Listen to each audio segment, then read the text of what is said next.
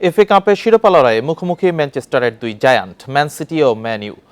Wembley স্টেডিয়ামে match শুরু বাংলাদেশ সময় রাত ৮টায়। মৌসুমের শেষ লিগ ম্যাচ জিতে টানা চতুর্থ প্রিমিয়ার লিগ শিরোপা জয়ের রেকর্ড গড়েছে সিটিজেনরা। এবার নগর প্রতিদ্বন্দ্বী ম্যান ইউকে হারিয়ে এফএ কাপের শিরোপা জেতার সুযোগ গার্দিওলার দলের। হাল্যান্ড, ফোডেন, ডি ব্রুইনাদের শুরুর একাদশে থাকা অনেকটাই নিশ্চিত, তাই ফেভারিট হিসেবেই নামবে বর্তমান চ্যাম্পিয়নরা।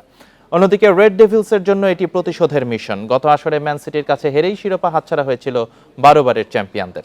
তাই সাম্প্রতিক পারফরমেন্স বিবেচনায় পিছিয়ে থাকলেও সিটিজেনদের কোনো রকম ছাড় দিতে চায় না ম্যানচেস্টার ইউনাইটেড।